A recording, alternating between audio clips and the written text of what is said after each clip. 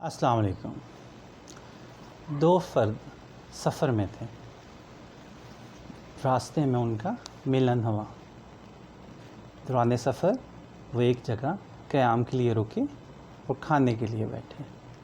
اسی دوران وہاں تیسرے شخص نے انہیں جوائن کر لیا،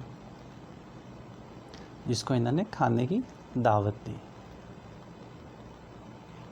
جاتے ہوئے جس شخص نے کھانا کھایا تھا انہیں 8 درہم دے گیا۔ جو پہلے سے موجود دو شخص تھے، ایک کے پاس 5 روٹیاں تھیں اور دوسرے کے پاس 3، یوں مل کے کل ہوئیں 8 روٹیاں،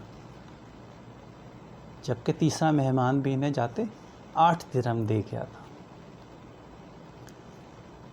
انہوں نے جس کے 5 روٹیاں تھیں اس نے کہا مجھے 5 درہم ملیں گے، جبکہ جس کے پاس 3 روٹیاں تھیں اس نے کہا نہیں، ہم ان 8 درہم کو آدھا آدھا برابر تقسیم کریں گے، 4 درہم تمہارے 4 میرے۔ معاملہ حل نہ ہوا، بات بڑھ گئی۔ انہوں نے فیصلہ کیا کہ ہم خلیفہ وقت حضرت علی مرتضیٰ رضی اللہ تعالیٰ عنہ کے پاس جاتے ہیں کہ وہ اس پہ فیصلہ کریں۔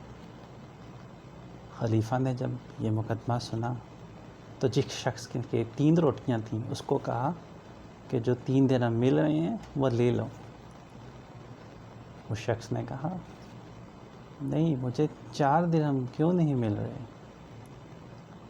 خلیفہ نے کہا جب میں فیصلہ کروں گا تو پھر اس کو تسلیم کرنا پڑے گا۔ اس شخص نے کہا ٹھیک ہے خلیفہ، آپ فیصلہ کیجئے۔ حضرت علی مرتضیٰ رضی اللہ تعالیٰ عنہ نے فرمایا جس شخص کی 5 روٹیاں تھیں اس کو 7 درہم ملیں گے، جس کی 3 روٹیاں تھیں اس کو 1 درہم ملے گا۔ یہ فیصلہ سن کر وہ سب بہت حیران ہوئے۔ جب فیصلے کی وضاحت طلب کی تو حضرت علی رضی اللہ تعالیٰ عنہ نے فرمایا جس شخص کے 5 روٹیاں تھیں اس کے 3 ٹکڑے کرو تو کل بنے 15 ٹکڑے۔ دوسرے شخص کے پاس 3 روٹیاں تھیں، ان کے 3 ٹکڑے کیے تو کل بنے 9 ٹکڑے۔ 15 اور 9 ٹکڑوں کو جب ملایا گیا تو بنے 24 ٹکڑے۔ 24 ٹکڑے روٹیوں کے جب 3 لوگوں میں تقسیم ہوئے، سب نے 8 ٹکڑے کھائے۔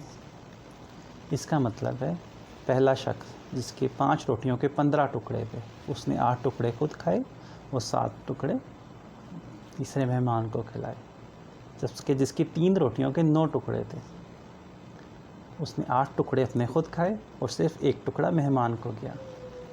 یوں 8 درہموں میں سے 7 درہم اس کے ملیں گے جس نے 7 ٹکڑے کھلائے، اور 1 درہم اس کو ملے گا جس کو 1 ٹکڑا کھلایا۔ بہت دلچسپ واقعہ ہے یہ۔ اس میں بہت سمجھنے کی چیز ہے ہمارے لیے کہ فیصلے جذباتی ہو کر نہیں کرنے چاہیے، اور سوچ سمجھ کر ہر فیصلے کے پیچھے ایک ریزن ہوتی ہے۔